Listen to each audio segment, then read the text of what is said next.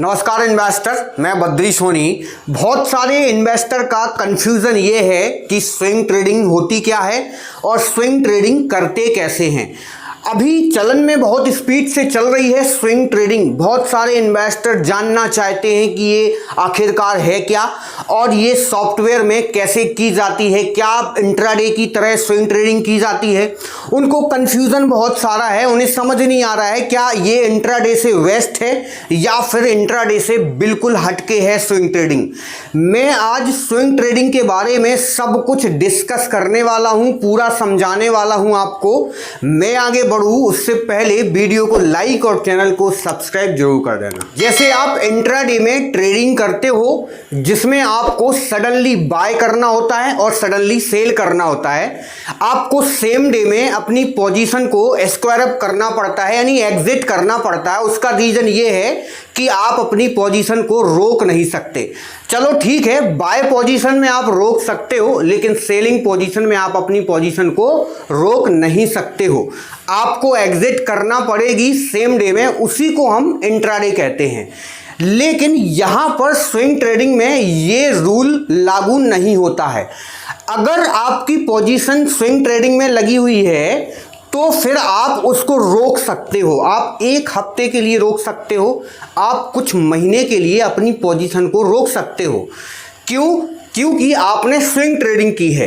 हो सकता है आपने 500 रुपए का स्टॉक खरीदा, 550 रुपए का टारगेट लगाया, 480 रुपए का स्टॉप लॉस लगाया, लेकिन सेम डे में आपका टारगेट नहीं आया। आप सोच रहे हो कि मुझे लॉस हो रहा है, मैंने जितना एक्सपेक्ट किया था प्रॉफिट उतना नहीं हो रहा है, मुझे अपनी पोजीशन को रोक के रखना है। तो आप स्विंग ट्रेडिंग में रोक सकते हो।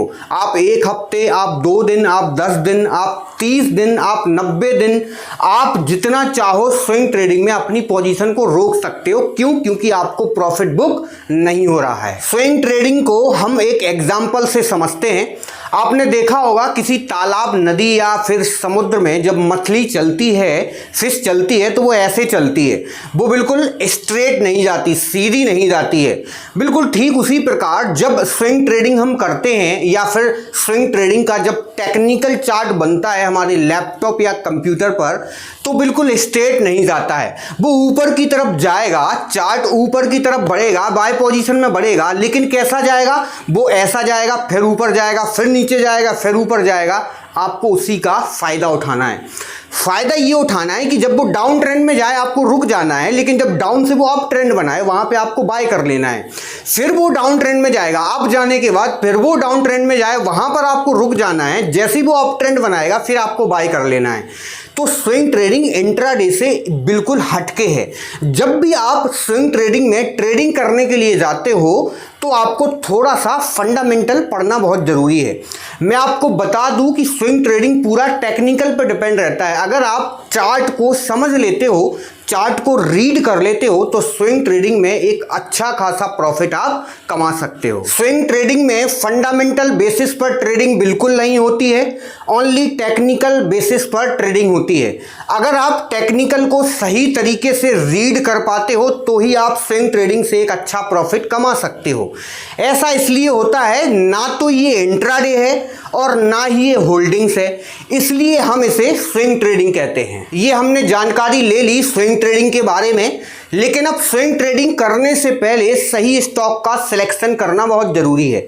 क्योंकि बीएसई और एनएसई, बॉम्बे स्टॉक एक्सचेंज और नेशनल स्टॉक एक्सचेंज में दोनों मिला के ओवरऑल 7000 कंपनी लिस्टेड हैं।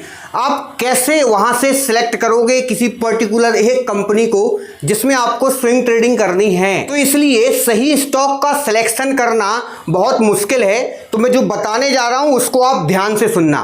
नंबर 1 पे आता है पी रेशियो। आपको जिस कंपनी में स्विंग ट्रेडिंग करनी है उसका पी रेशियो 15 से 25 के बीच में होना चाहिए, क्योंकि 15 से 25 का वेस्ट रेशियो रहता है। अगर वो कंपनी का रेशियो 25 से नीचे है मतलब उसका परफॉर्मेंस बहुत अच्छा चल रहा है। नंबर दूसरा ये कहता है कि जिस स्टॉक में आप स्विंग ट्रेडिंग करना चाहते हो उस स्टॉक में वॉलेटिलिटी बहुत अच्छी होनी चाहिए।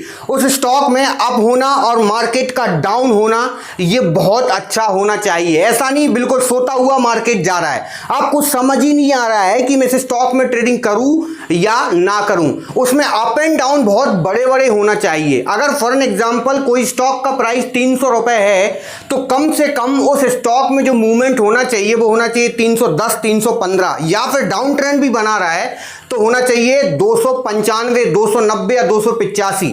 इस रेट में चलना चाहिए उस स्टॉक को। ऐसा नहीं 300 रुपए का स्टॉक है वो चल रहा है 301 रुपए, 301 रुपए 50 पैसे, 302 रुपए, आप स्विंग ट्रेडिंग उसमें बिल्कुल नहीं कर सकते हो। नंबर तीसरा ये कहता है कि जिस स्टॉक में आप स्विंग ट्रेडिंग करने जा रहे हो उस स्टॉक में लिक्विडिटी होनी चाहिए। मार्केट में नंबर ऑफ बायर और नंबर ऑफ सेलर बहुत सारे होने चाहिए। कभी भी सेल करो और कभी भी खरीद लो, ये उस स्टॉक में होना चाहिए। और हाँ, सबसे जरूरी बात ये कि जिस स्टॉक में स्विंग ट्रेडिंग करोगे आप उसके बारे में सुबह मॉर्निंग में फंडामेंटल न्यूज़ ज़रूर पढ़ लेना, क्योंकि टेक्निकल चार्ट आपको 90% अगर ये श्योरिटी दे कि मैं सही हूं तो फिर आपको फंडामेंटल 10% न्यूज़ ज़रूर पढ़ना पड़ेगी, क्योंकि हो ना हो मार्केट बिल्कुल नेगेटिव है और आप टेक्निकल के भरोसे बैठे रहोगे तो फिर आप बर्बाद हो जाओगे। इसलिए फंडामेंटल को मत छोड़ना। सुबह मॉर्निंग में जिस स्टॉक में आपको स्विंग ट्रेडिंग करनी है फंडामेंटल न्यूज़ उसके बारे में पढ़ लेना।